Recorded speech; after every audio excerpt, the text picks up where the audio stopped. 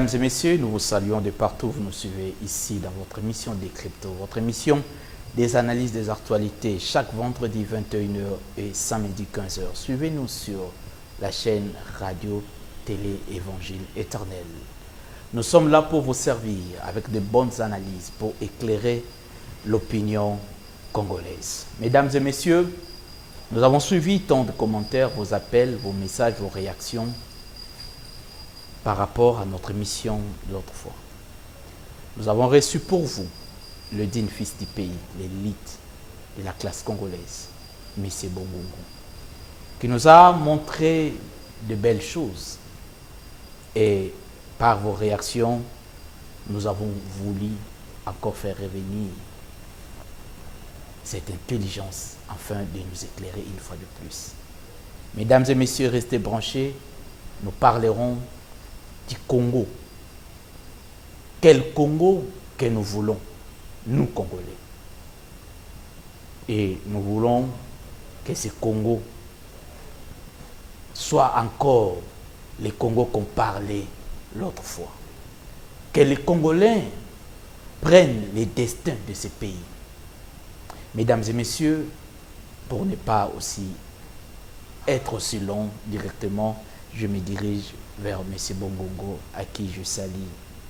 Salut M. Bongongo. Bonjour Prince, merci de m'accorder l'hospitalité de votre plateau. Encore, nous sommes tellement joyeux de te voir encore une fois de plus répondre à notre invitation. À la demande de cette population qui veut être éclairée, ils ont compris qu'il y a encore beaucoup de choses en vous et cette population doit en bénéficier. Quel Congo que nous voulons? Lorsque vous regardez l'élite congolaise aujourd'hui, lorsque vous regardez notre pays, lorsque vous regardez un peu plusieurs points, qu'est-ce que vous vous dites sur ce Congo que nous voulons? Oui, merci. Je partage entièrement cette préoccupation générale des compatriotes. Et d'ailleurs, je vous félicite pour l'initiative que vous avez prise de lancer ce débat. J'y réfléchis personnellement depuis quelques années à travers des tribunes, malheureusement qui ne sont pas lues par l'élite, je veux dire par le peuple d'en haut, destinataire de ces tribunes. Et je comprends. Nous avons perdu cette culture.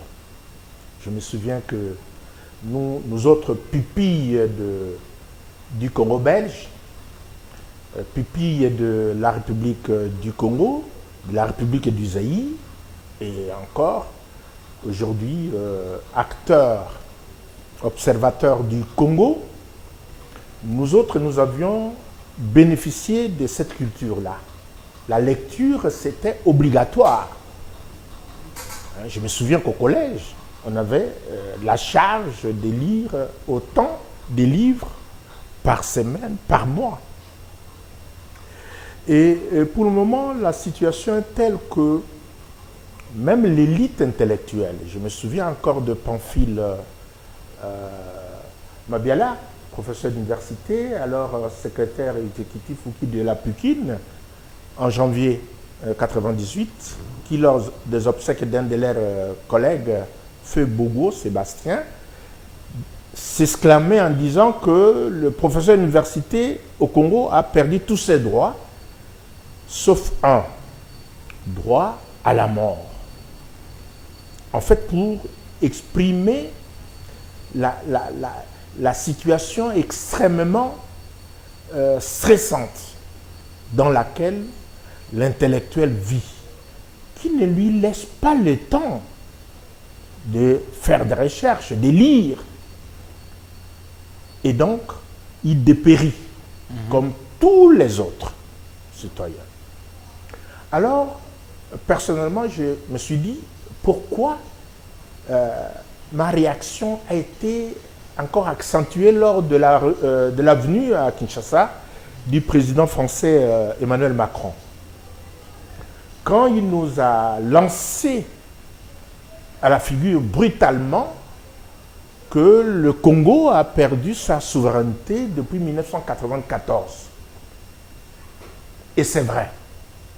En fait, il voulait dire que nous avons perdu, nous sommes incapables, depuis 1914, de restaurer la souveraineté, notre souveraineté. Mais quand je me suis penché sur les données, j'ai constaté par exemple qu'Emmanuel Macron, en 1994, il venait d'avoir son bac. Son bac. C'est-à-dire, il venait de réussir l'équivalent de l'examen d'État congolais. En 1994. Mais comment cet homme devenu président aujourd'hui peut nous lancer comme ça un tel défi? Et c'est vrai. Ça veut dire simplement que c'est documenté dans les institutions du gouvernement français. Et donc, il a trouvé cette situation et personne ne peut contredire parce que c'est vrai. C'est pendant les années délire de la conférence nationale souveraine 92, 91, 92, 93, cette période-là, des années délire. Je me souviens que même la Banque mondiale, même le gouvernement belge, il y avait notamment le rapport Moll, un expert belge, qui stigmatisait l'attentisme de l'élite congolaise. En fait, il n'y avait aucune réflexion qui allait de l'intérieur du pays, alors que le pays faisait face à une situation extrêmement critique. Il n'y avait pas aucune réflexion qui venait à l'intérieur. De l'intérieur de nous, Congolais, Zaïrois de l'époque déjà. Et je me suis rendu compte que depuis lors, jusqu'aujourd'hui, depuis les années 90, jusqu'à ces jours, nous débattons des sujets rances, des questions rances. Regardez, c'est la couleur des cheveux des XY, hein, c'est des maoïstes, des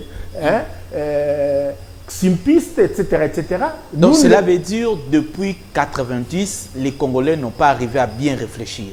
Nous ne réfléchissons pas sur notre destinée. Au Congo, la destinée, c'est le fruit du hasard. Voilà pourquoi nous chantons tout le temps à l'hymne national. Nous bâtirons un pays toujours plus beau, un Congo, un pays toujours plus beau, ou Congo plus beau qu'avant. Voilà tout ce que nous avons comme vision de notre destinée, du destin de notre communauté nationale. Nous n'avons pas réfléchi à la conférence nationale souveraine, c'était l'occasion bien sûr, mais c'était en fait une conférence pour disséquer les actes posés, dégager ou essayer de stigmatiser les uns, parce qu'il y avait des saints et des diables à la conférence, c'est tout simplement ça. Donc depuis lors, et d'ailleurs même quand on dit Mobutu a dirigé pendant 32 ans, ah non, Mobutu a eu 25 ans de règne, réellement. Les 7 autres années, depuis que nous avions pris le pouvoir, après les consultations populaires de 90, Mobutu n'avait plus le contrôle. Et nous n'avions plus, en fait, des task force qui se penchaient sur les questions vitales. Je ne dis pas que tout ce dont nous parlions n'était pas important. C'était important, mais c'était des questions secondes. Mais les priorités existentielles, c'est des réflexions qui venaient de l'extérieur, de nos partenaires. Vous remarquerez que même quand on parle de DCRP, document de stratégie de croissance, pour la croissance et la réduction de la pauvreté. Mais c'est des documents préparés sous l'impulsion de partenaires comme la Banque mondiale, la Banque africaine de développement, le Fonds monétaire international. Toutes les réflexions depuis les années 90, depuis le gouvernement Kengo, quand je parle de 90, depuis cette époque-là, on nous faisait ce reproche-là. Nous-mêmes, Congolais, nous ne nous penchons pas sur notre destinée. Et jusqu'à ces jours, c'est la situation. Voilà pourquoi je me suis levé pour dire non. C'est ça la grande question que je voulais vous poser. Pourquoi maintenant? Oui, mais maintenant parce que je ne suis pas parce qu'il y a eu beaucoup des années des catastrophismes. Mais oui, c'est vrai.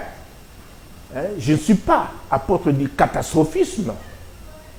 Mais je me réalise que si rien n'est fait aujourd'hui, ce Congo ici va disparaître. En tout cas, nous n'aurons plus le Congo dans celui que nous connaissons aujourd'hui. Et il va disparaître avant que nous ayons choisi par le peuple le destin de notre communauté. Il y a eu des réactions par rapport à l'émission passée. Les autres disent, est-ce que ce n'est pas par vous que ce Congo aujourd'hui a chaviré? Vous étiez aux affaires, vous avez eu les Congo entre vos mains, mais vous n'avez pas donné ce Congo la chance.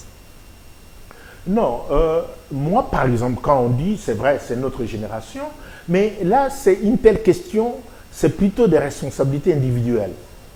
Je parle d'abord de la responsabilité collective de notre génération. Individuelle, ça ne peut être qu'un examen sectoriel. Et sectoriel, je vous l'avais dit la fois passée, je suis fier de mon apport au plan sectoriel parce que j'ai été un planificateur, j'ai été spécialiste des études, des travaux, hein, un conducteur de chantier, un évaluateur dans le cadre du secteur de l'eau et les performances étaient inouïes. Donc ça c'est incontestable. Mais quand je parle de la responsabilité collective, je remonte en 1960 pour dire que je prends le récit de Thomas Lwaka qui nous rappelle qu'entre le 30 juin et le 5 septembre 1960, le Congolais avait creusé un abîme. Ok? C'était le chaos. En ces laps de temps, nous avons transformé l'indépendance à un chaos, une situation chaotique. Et il explique les événements. Pourquoi? Parce que fondamentalement, on devait partir, selon Lumumba, de l'urgence de l'action à l'urgence de la pensée. Parce que l'urgence de l'action, oui, on devait avoir l'indépendance. Exact. Le 30 juin, il avait dit, et tous, et Kasavubu, et l'abbé Joseph Albert Maloula, devenu évêque par la suite, etc. Toute la classe, en fait, les élites politiques, religieuses, administratives, hein, du moment, économique, il n'en avait presque pas, artistique, hein, ok, cha-cha-cha, rappelez-vous, technique, eh bien, toutes les élites étaient d'accord pour arracher l'indépendance, immédiatement. Mais seulement Lumumba l'avait dit, et tout le monde l'avait compris, que aussitôt que nous accédons à l'indépendance, nous allons nous retrouver entre nous-mêmes, ok, pour fonder le Congo que nous voulons. Donc, définir, être les architectes du Congo que nous voulons. C'est ça ce qui n'a jamais été fait. Cela n'a jamais été fait malheureusement parce que aussitôt après, pendant le gouvernement, l'exercice du gouvernement Lumumba, les querelles n'étaient plus, ne ciblaient plus les idées, mais c'était les personnes. Je me rappelle encore de quelques épisodes dans les réseaux, vous pouvez le voir, où, par exemple, un homme aussi pondéré que Feu Papa Iléo, hein, ok, eh bien, disait que Lumumba, ce type, il est orgueilleux, il croit qu'il est le seul capable de diriger un gouvernement, etc. Donc, en fait, les querelles, c'était querelles d'hommes. Ce n'était plus des querelles d'idées. Et ça, c'était le dévoiement. Donc, le rendez-vous que Lumumba avait fixé, en accord avec tout le monde, ce rendez-vous, n'a jamais eu lieu. Donc c'est pourquoi aujourd'hui on parle de fondation. Il faut refonder, mais en fait le mot c'est fondation. Nous devons fonder le Congo que nous voulons, être architecte de ce Congo-là. Et c'est là où je me suis dit, je ne dois plus rester maintenant que je suis à la retraite, dans le secteur, mon secteur d'activité d'antan. Non, j'ai eu la chance de lire. Il n'est pas normal que moi, qui était déjà délégué général adjoint de la Regideso en 1914, qui participait à des réunions avec les partenaires techniques et financiers, moi qui lisais ces rapports molles, ces lettres Banque mondiale, Fonds monétaire international, en 1994, que je reçoive des leçons de discours du président français Emmanuel Macron, qui venait à peine d'avoir son bac, même s'il avait eu la mention très bien. Mais ça veut dire quoi simplement? Ça veut dire que nous devons éprouver de la honte de voir qu'aujourd'hui, c'est l'extérieur qui continue 30 ans après à nous faire voir que nous sommes incapables de restaurer la souveraineté de notre pays. Ok.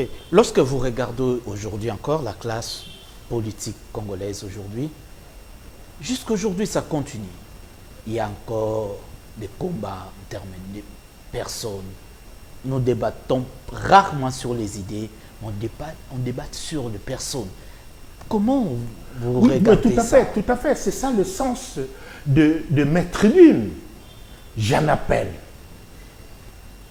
Quand je lance les tribunes, personnellement, en toute modestie, ce n'est pas pour irriter la sensibilité des autorités, de la classe dirigeante. Mais je me dis, il faut quand même les dire. Parce que j'ai même pitié de ceux qui dirigent. Vous voyez de la bonne volonté, en tout cas à travers les discours, les manifestations. Mais finalement, on constate que si nous faisons ces choses de la même manière qu'hier, avant-hier, eh bien, nous n'aurons pas des résultats tangibles. Regardez, je vous donne un exemple.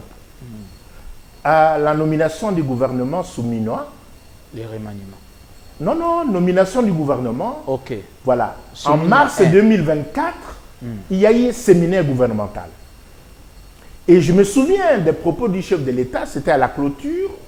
Oui, il disait nos concitoyens attendent des résultats tangibles. Ok? Nous sommes en mars 2024. Après le dernier remaniement, Souminois 2, j'ai suivi discrètement, en tout cas dans le compte rendu, le premier ou le deuxième, du Conseil des ministres, le chef de l'État est revenu encore sur l'expression des résultats tangibles. Il ne va pas transiger. Ça veut dire quoi? Ça veut dire que nous n'avons pas eu ces résultats tangibles. Ils ne sont pas en train de venir. Et pourquoi ils ne viennent pas? Ils ne viennent pas pour des raisons objectives. D'abord, la première raison, c'est que nous n'avons pas le Congo que nous voulons. Nous ne le connaissons pas. Le programme, le PAG 2024-2028, qui a été défendu par la Première ministre à l'Assemblée nationale, ok, ne donne pas l'image du Congo que nous voulons en 2028, par exemple. Mais au moins, il y a des axes, des piliers, des axes d'action. Est-ce que... Mais si vous permettez... Oui, allez-y. Ce qui a manqué, c'est quoi? C'est le casting. Les profils d'hommes. Ah oui, c'est capital.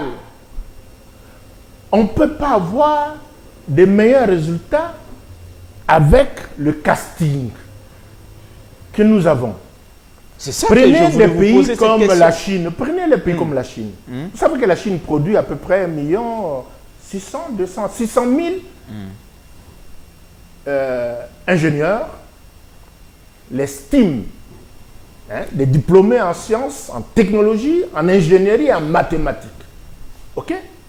Et des secteurs clés où le chef de l'État mise disons, gage son honneur pour répondre aux attentes sociales prioritaires les plus pressantes. Ces secteurs devraient être tenus par des maîtres d'œuvre aguerris de ce domaine, STEAM, des sciences, technologies, ingénierie, mathématiques. Vous n'aurez pas des résultats avec des philosophes que nous avons ou des juristes que nous avons, éminents soient-ils, ou économistes que nous avons dans ces domaines-là des infrastructures, par exemple. Je prends des ministères comme les travaux publics. On peut prendre 5 ministères comme ça dont vous suggérez de mettre des hommes qu'il faut. Regarder les profils. Oui, on peut commencer même par là. Je prends d'abord, par exemple, infrastructure, travaux publics. Je prends urbanisme et habitat. Je prends transport et voies de communication. OK? Je prends industrie. Je peux enchaîner. Bon, enseignement primaire, éducation, il y a une mathématicienne, Malou. Madame Malou, fille justement du premier, premier savant, Malou à Kalenga. Je m'attendais à citer aussi l'énergie. Bon, mais ça c'est trivial. Parce que jusqu'aujourd'hui, les Congolais souffrent. Si j'avais encore l'énergie, je dirais à Sakombi, ok? Je dis, écoutez, laissez-moi ce ministère, laissez-moi conduire ce ministère, ou bien que je me mette à vos côtés pour vous soutenir, pour porter. Non, mais c'est clair. Ces ministères-là, développement rural, par exemple, ok? Agriculture, mais c'est plus de la moitié des ministères.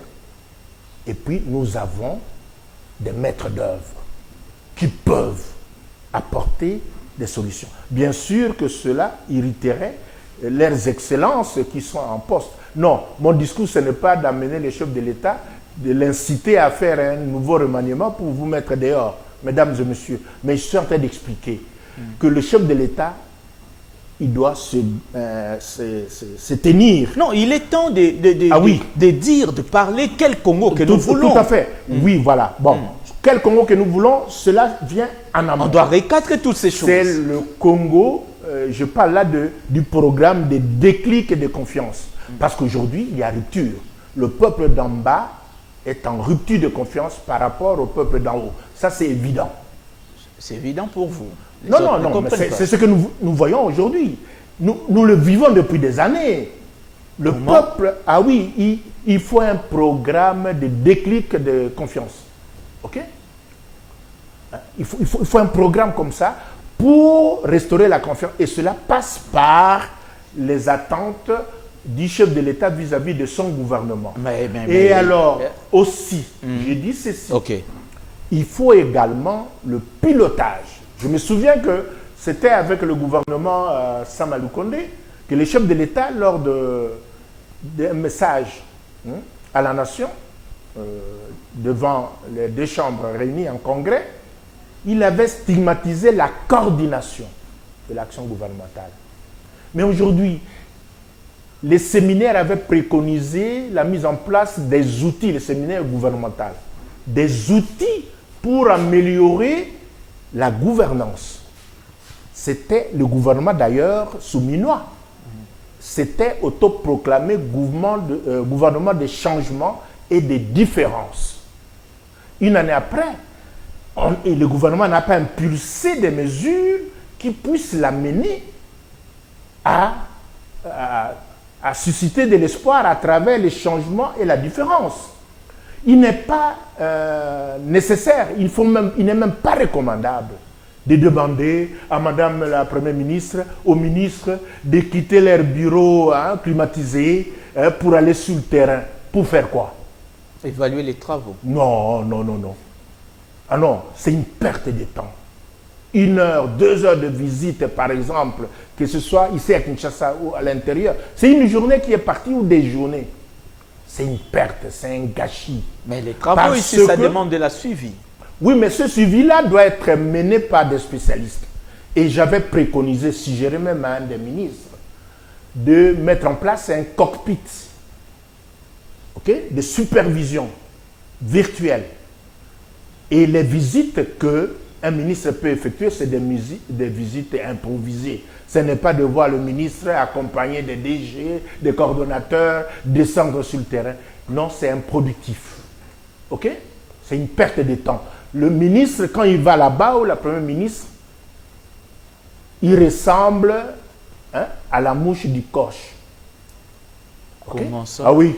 C'est des prestations de libellule. On fait semblant de travailler, mais en réalité, non. On ne fait pas Là, avancer. nous sommes dans votre domaine. Oui. Là, nous sommes dans votre domaine. Tout à fait. Et c'est pourquoi j'insiste.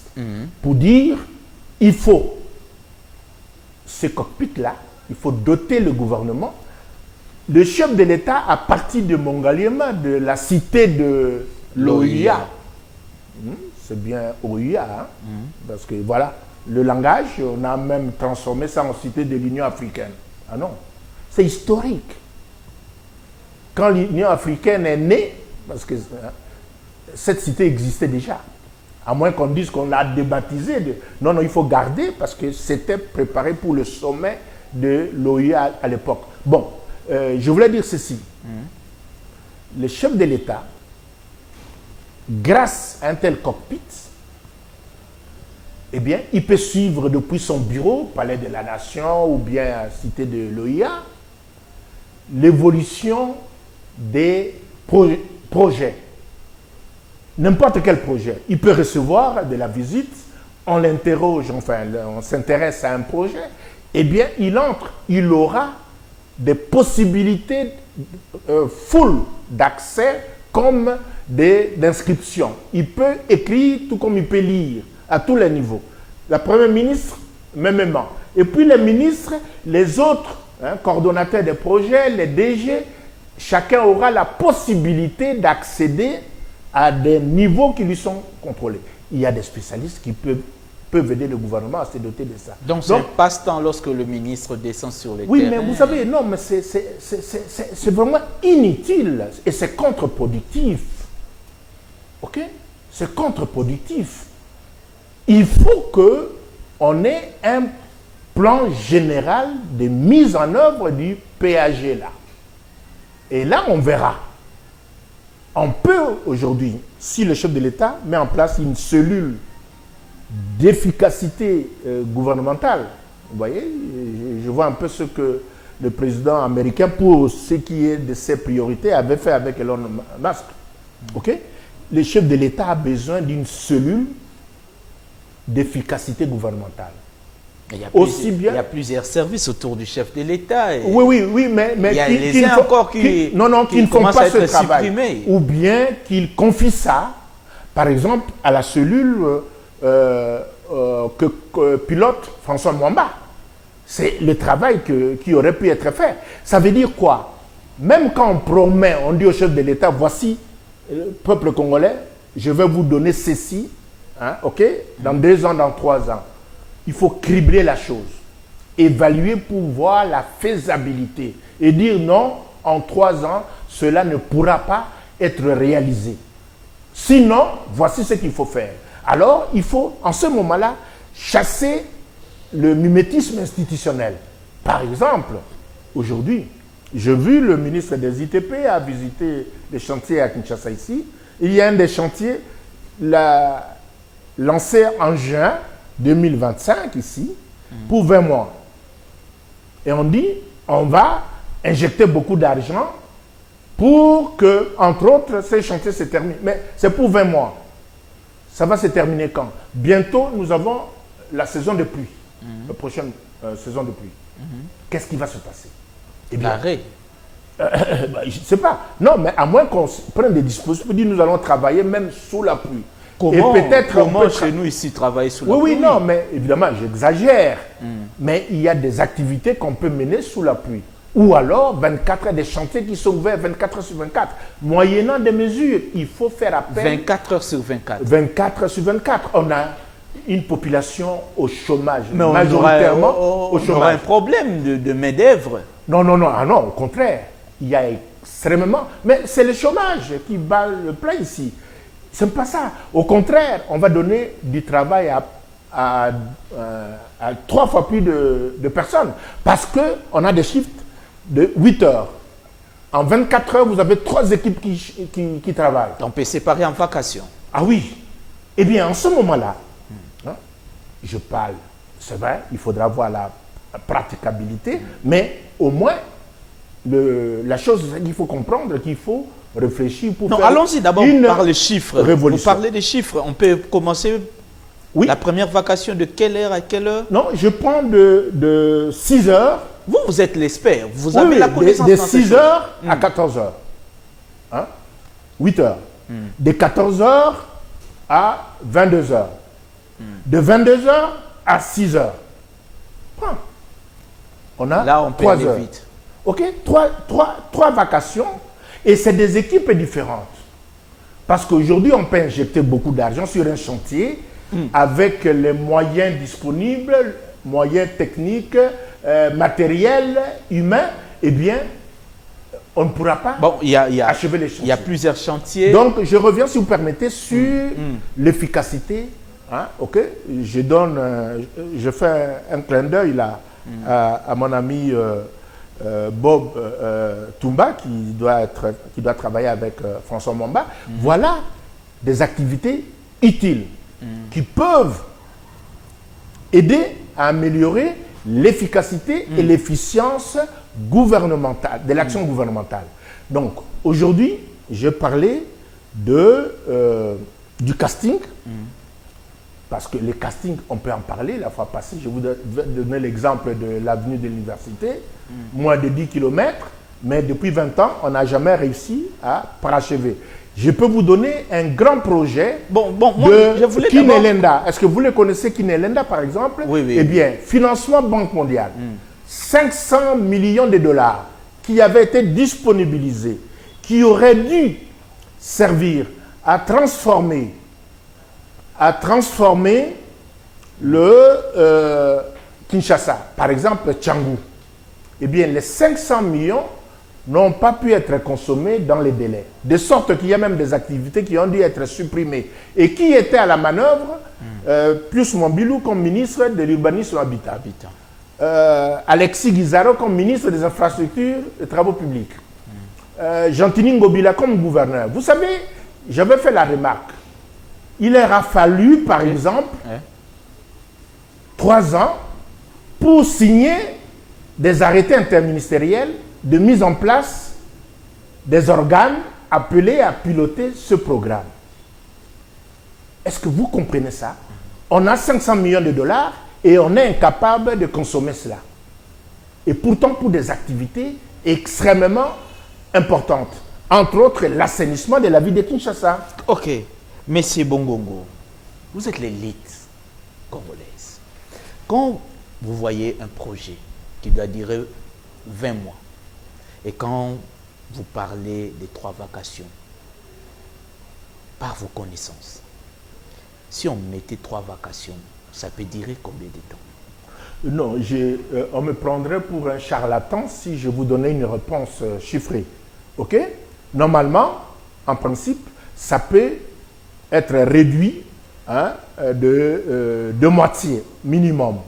Mais bien sûr, on me dira, non, mais par exemple, le béton, il faut le temps de prise. Etc. Oui, mais il y a des adjuvants pour améliorer la prise, pour accélérer. Donc, c'est pourquoi je parle de cellules et d'efficacité gouvernementale.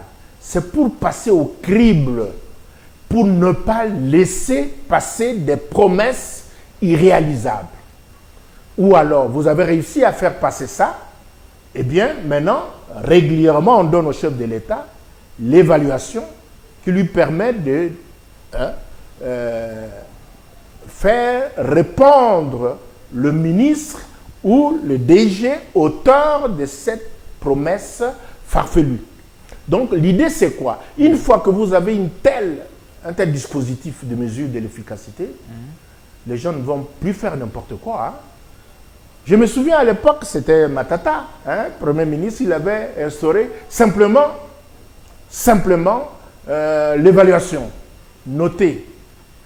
On avait fait une première publication des notes, hein, chiffrées, la notation chiffrée. Et à la deuxième, c'était stoppé. Parce que les gens étaient mécontents de voir qu'ils étaient cotés insuffisants, avec une performance insuffisante. Mais, et là-bas, l'évaluation portait même sur les traitements du courrier. L'autre fois, je vous disais que grosso modo, les ministères ne traitent pas le courrier. Ne traitent pas le courrier. Je vous avais donné l'exemple de la question de la réduction du train de vie des institutions. Personnellement, j'avais émis une proposition lumineuse pour la question au ministère du Budget. Mais la réaction que j'avais eue, j'espère qu'avec l'arrivée de Adolphe Mouzitou, l'homme aux chiffres, parce que lui, il aime les chiffres. Ok, alors, parlons de ça, oui, de la réduction du train de vie, parce qu'aujourd'hui, ça fait un peu rage depuis la sortie médiatique de la Madame Premier ministre qui parle de la réduction de 30% du train de vie. Quand vous parlez de ça, est-ce que, en entendant les propos de la Première ministre, est-ce que c'est rassurant de parler de la réduction de 30%? Oui, je n'ai pas suivi Madame la Première ministre, mais j'ai lu dans les médias qu'elle a parlé de 30% sur les frais, probablement de fonctionnement des ministères, de la primature et même du cabinet du président de la République. Bon, oui, tout fait nombre, on dira. Mais je crois qu'il faut, en cette matière aussi, savoir miser sur le gros poisson. Ok? C'est réalisable. Hein, pour le fonctionnement, c'est réalisable, ça apportera toujours quelque chose. Mais quand je vous parle des dépenses communes, par exemple, de l'État, eau et électricité, ok? Ça, c'est permanent. C'est quoi? C'est l'alimentation en électricité des camps militaires, des camps de la police, des bureaux de l'administration publique, des universités, des hôpitaux. Ok? C'est tout cela. Mais c'est énorme. Et si on arrive à économiser 30% sur ces dépenses-là, qu'est-ce qu'on ne peut pas faire? Mais pour cela, il faut des mesures matérielles, hein, des actions sur le terrain pour réduire les pertes, les gaspillages et aussi forcer à mener les fournisseurs de ces services publics, notamment la Régie des eaux et la SNEL, à facturer ce qui est consommé réellement et donc ce qui est mesuré, compté et s'assurer que réellement ces consommations-là peuvent être authentifiées. Vous avez amené les études en ce qui concerne l'énergie. Il y a des rapports, il y a des projets. Qu'est-ce que vous pouvez suggérer aujourd'hui au gouvernement? Bon, de prendre ces rapports, les projets qui avaient été préparés, et de les exécuter simplement. Je me souviens par exemple pour l'eau, pour Kinshasa, on avait besoin de... Est-ce que cela n'est pas démodé face aux... Non, non, pas du tout. Au contraire, la situation s'est aggravée. Non, comment ça peut se démoder? Comment on peut dire que quand, par exemple, Kokolesi, on consomme beaucoup d'eau, pendant, par exemple, que dans la commune de Kasavubu, hein, il manque de l'eau. Par exemple, c'était la situation qu'on avait annoncée. Ça veut dire qu'il y a un problème. Hein? Il y a un problème. Okay? Ce qu'on va économiser au camp, je prends cet exemple-là, on peut l'orienter vers les populations qui manquent l'eau. Voir comment nous qui sommes privés d'eau aujourd'hui, nous pourrons nous servir de ce qui aurait été récupéré dans le réseau des instances officielles. Donc je pense qu'on améliorera même le service, parce que c'est aussi un problème de qualité de vie. Si on a une bonne eau, par exemple, dans ces hôpitaux, dans ces camps, mais le service, la qualité des soins sera améliorée. Il n'est pas normal de de concevoir que dans un hôpital, il manque de l'eau courante au robinet. Ce n'est pas normal. C'est le milieu de la sepsie et de l'antisepsie.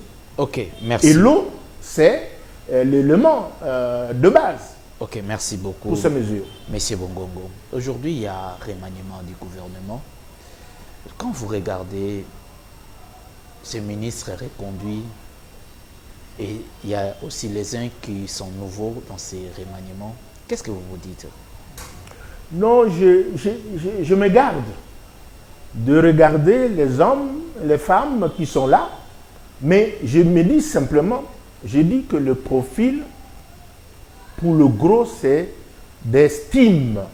J'insiste, nous n'avons pas réinventé le monde. Prenez la cathédrale Notre-Dame de Paris. Vous savez, Emmanuel Macron, on avait suivi l'incendie spectaculaire de Notre-Dame de Paris. Et l'opinion s'était demandé, qu'est-ce qui va se passer? On a vu le président Emmanuel Macron surgir et s'adresser au peuple de France pour dire, nous vous devons la cathédrale, ce monument historique, qui a été construit, je crois, à peu près en 3 siècles, sur 3 siècles. Et il a choisi un général à la retraite. Je crois qu'il est mort par la suite dans un accident lors d'une tournée, je ne sais pas moi. Mais il avait terminé pratiquement les chantiers.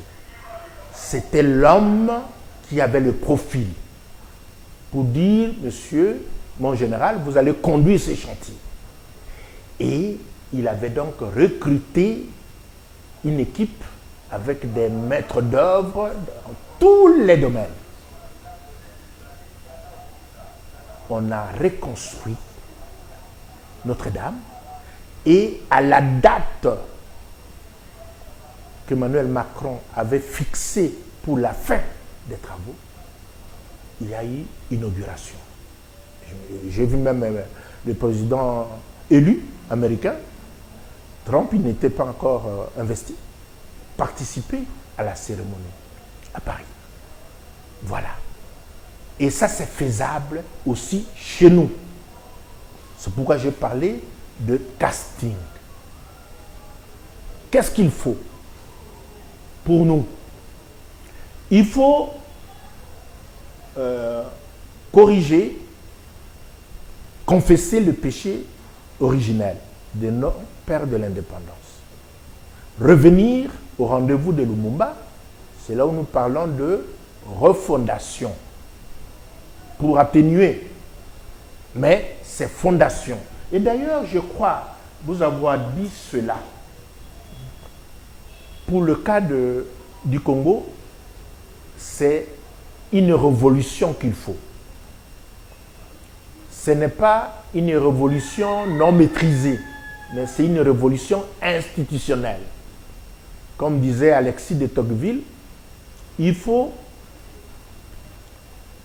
couper en deux notre destinée. Séparer ce que nous sommes depuis 1885, depuis 1908, depuis 1960, séparer cela et créer un abîme entre ce que nous avons été jusqu'aujourd'hui, 2025, et ce que nous souhaitons, ce que nous voulons être, par exemple, en 2085, d'ici 60 ans. C'est là où je dis, c'est le peuple qui doit déterminer cette communauté-là de destin. Et dire, le Congo que nous voulons en 2085 pour nos petits enfants, eh bien, le voici. Ce n'est pas aux seules élites à le dire, c'est le peuple qui doit le dire. Et il faut un processus, ce que j'avais appelé dans une des tribunes, un grand débat national novateur. OK? Et ce débat-là va nous donner, en fait, le destin, dessiner ce destin-là. Et de ce destin-là, on va fixer les objectifs globaux. Voici ce Congo-là. Et à partir de ces destins-là, on va donner les institutions qui pourront réaliser d'ici 2085, en 60 ans, ce que nous souhaitons là. Et on va quantifier cela. Bien sûr, en même temps, il faudra aussi une charte des valeurs. Parce que vous savez que chez nous, c'est néant. Nous critiquons les autres. Regardez un peu notre discours. Il fait peur. Pour les Congolais, la faute, c'est toujours les autres. Donc, d'ici peu, tout le monde dans le monde aura tort, sauf nous, Congolais. OK? Nous ne nous regardons pas nous-mêmes. Quand nous attaquons à nos voisins rwandais, par exemple, ou Bweng, mais quand vous lisez des auteurs qui ont fait des recherches, le Bweng est là, c'est une valeur au Rwanda. La ruse, c'est une valeur. Et on explique pourquoi c'est une valeur. Mais nous, on prend ça comme mensonge. Oui, ce mensonge-là, chez eux, c'est une valeur. Il appartient aussi à nous autres, Congolais. Les peuples du Congo pensent que nous sommes une mosaïque. De ressortir des valeurs de toutes les tribus, OK, tamisées, et voir lesquelles nous retenons. Ça va nous prendre beaucoup de temps. Bon, ça peut prendre 2 ans, 3 ans, maximum.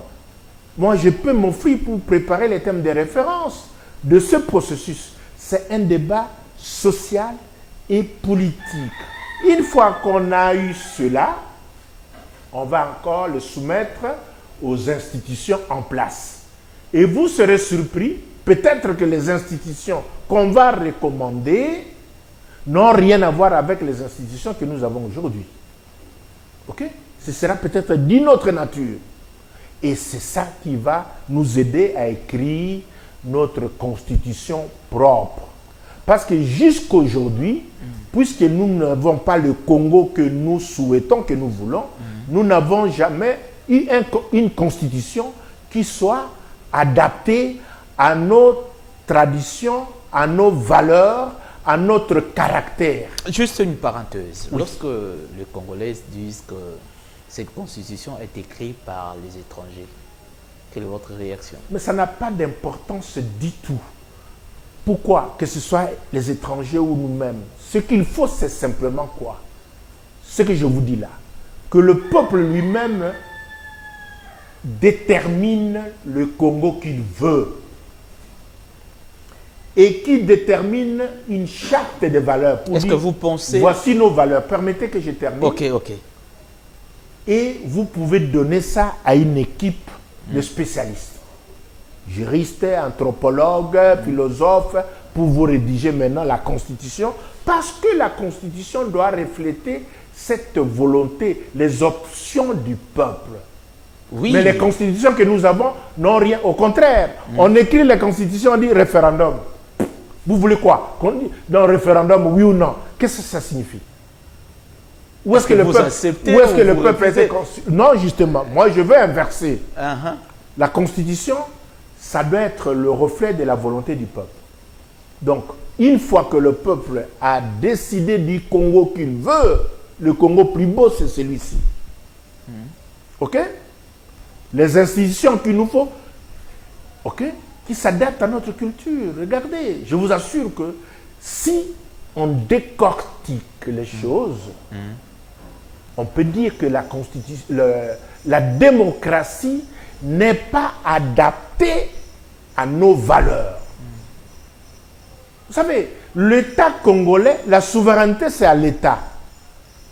Hein? Vous savez ça? Mais nous, au Congo, la mentalité de chez nous, la souveraineté, c'est le chef de l'État. on confie au chef de l'État la souveraineté. Mais ça, c'est notre culture. C'est notre caractère. Attention, il faut vraiment analyser les choses proprement. Oui, au-delà de ça. Ah, président Zabien, mais Batonaye, on a des mabé. Bon, vous voyez, c'est ça comme ça. Alors, il faut que ce caractère soit reflété dans nos textes fondateurs. On doit savoir ce que l'on veut.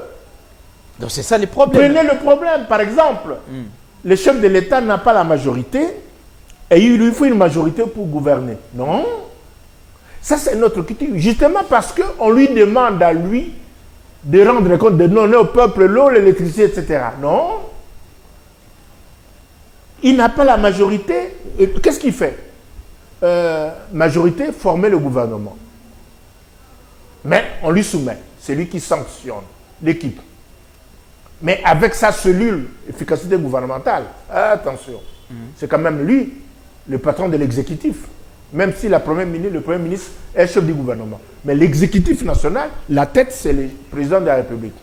Eh bien, aussi bien pour refonder que pour déterminer le Congo, il aura, par exemple, un commissariat général à la perspective et stratégie qui va suivre les travaux et il va impulser ses idées forces à travers ce commissariat-là qui va donc influer sur le processus de définition du destin national.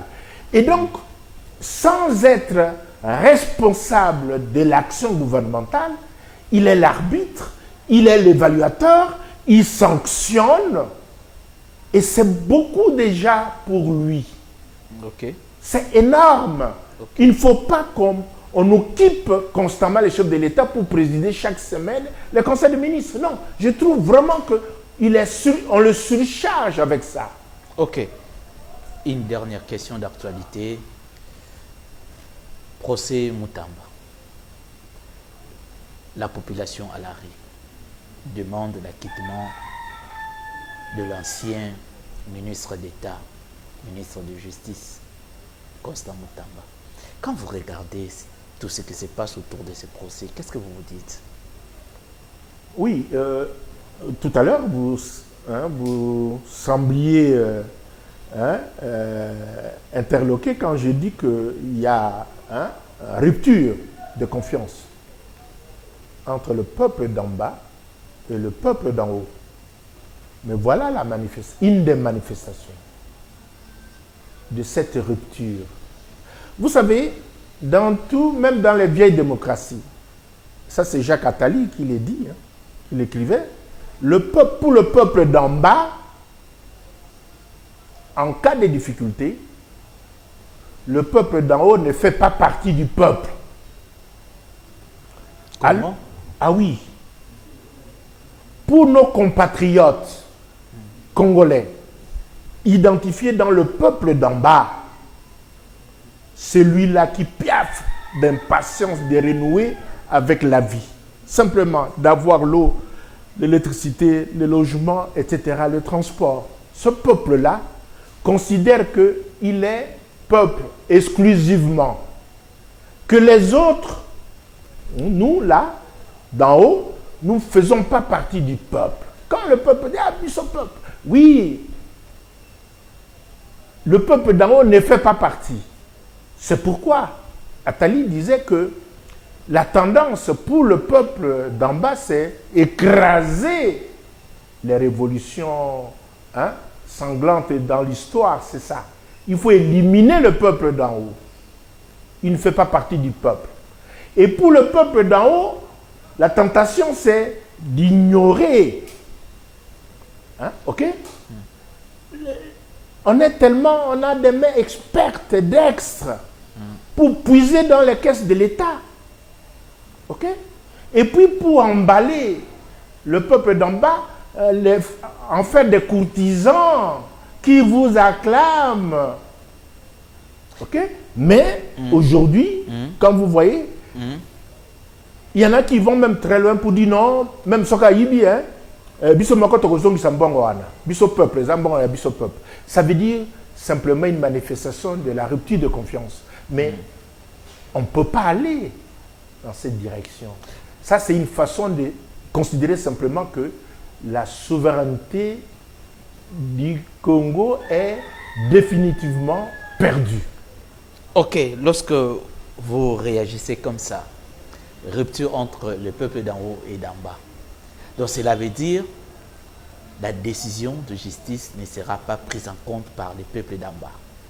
Non, il ne faut pas exagérer non plus. C'est des partisans de l'homme Moutamba qui manifestent. Okay? Ils font partie du peuple d'en bas. Ce n'est pas le peuple d'en bas.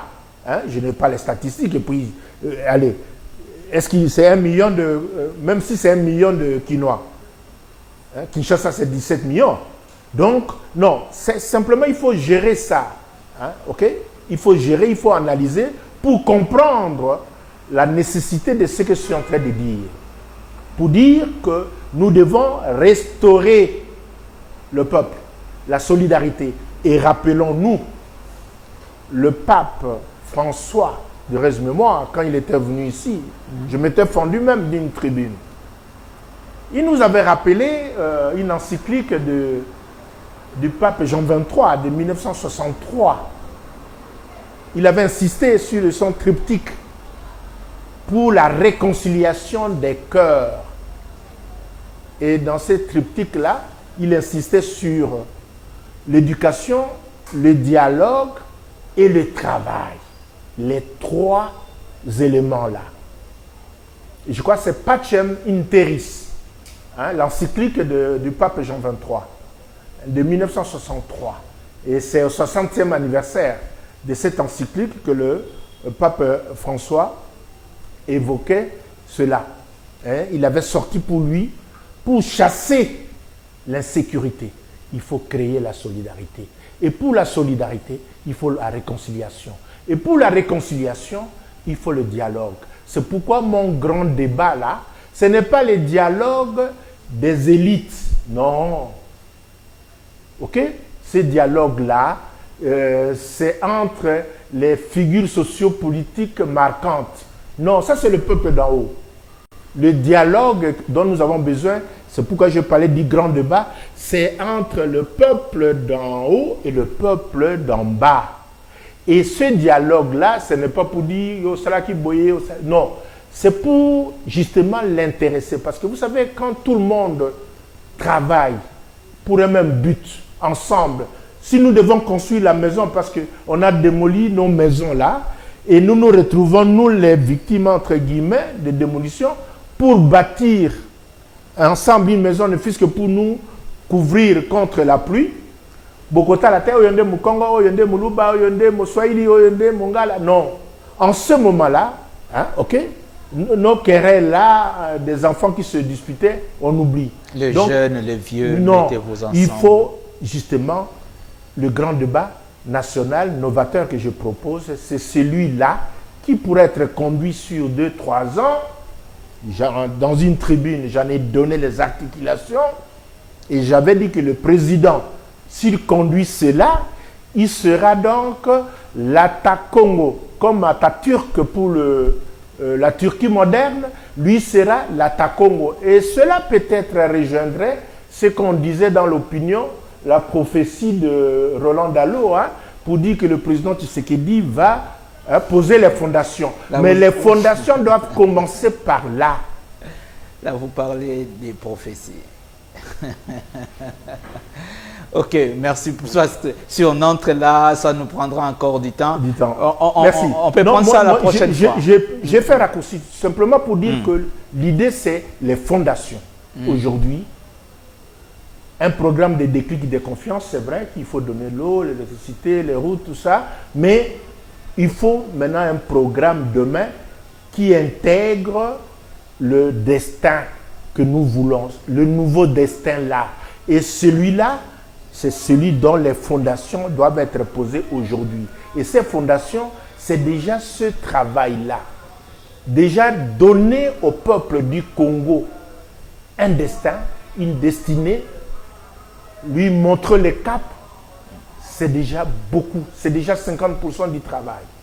Et comme je l'ai défini, ce dessin-là, ce Congo plus beau qu'avant, ira avec une charte de valeurs. Ok. Et ce sera la refondation. Pour ne pas laisser l'opinion comme ça, est-ce que vous pensez par rapport à la prophétie du Roland Dalo, apôtre, et ce qui s'est fait aujourd'hui, réellement les fondations sont placées? Non, mais moi, j'avais même envoyé ma tribune à Roland Dalo avec une note. Il n'avait pas réagi. Ça m'a étonné. Lui peut avoir la prophétie. Moi, je ne crois pas aux prophéties. Hein. Moi, je ne crois personnellement pas aux prophéties. Vous savez, et surtout dans l'église du Congo. Hein. J'avais même interrogé dans une des tribunes en décembre 2023 le pasteur Ngalas, sur une prophétie que son église avait sortie en 98 concernant candidat malheureux au président. Oui, non, mais justement, je lui disais, comment voulez-vous que nous croyions que vous serez élu pendant que la prophétie que vous avez mise pour Mouzé Kabila et que le frère Dominique Sakombi avait reprise dans une revue chrétienne, je lui ai rappelé les textes. Vous trouverez ça dans ma tribune. Non, ce que je voulais dire simplement quoi, que ce soit une prophétie ou quoi, mais les propos qu'il avait tenus, c'est pour dire ce que moi j'ai dit aujourd'hui, il faut fonder le Congo, les fondations. Le Congo n'a pas été fondé par les Congolais. Donc, ces fondations-là, moi au moins, j'ai la vision de dire en quoi ça consiste. Roland Dalo peut parler de fondations sans savoir exactement de quoi il s'agit. Mais moi, comme maître d'œuvre en cette matière, je montre en quoi consistent les fondations du Congo moderne. Et donc, celui qui réalise ça, c'est le père du Congo moderne. Ok, merci beaucoup, M. Bongongo, d'avoir répondu à notre invitation. Merci à vous. Je pense que je voulais, si vous permettez, vous dire que, puisque M. Tshisekedi, Félix est président, je voulais rappeler un discours de Etienne Tshisekedi, concernant le changement, pour montrer que nous nous rejoignons. Parce que Etienne Tshisekedi disait à M. Kabila que le Congo ne doit pas être reconstruit, il doit être construit. Parce que justement, ce qui avait été fait, avait été démoli. Alors, il disait ceci, vous prendrez comme vous voulez. Pour lui, le changement, c'était mettre fin à la corruption. Nous continuons à le dire. Rééduquer les masses à l'éthique. Mesdames et messieurs, ça a été un réel plaisir d'être avec vous durant tout au long de cette émission. Nous vous demandons de partout où vous êtes de rester fidèles à votre chaîne RTI et à continuer à consommer votre émission des cryptos chaque vendredi 21h, samedi 15h. Continuons à nous suivre. Un grand merci à l'équipe technique qui a battu un grand travail de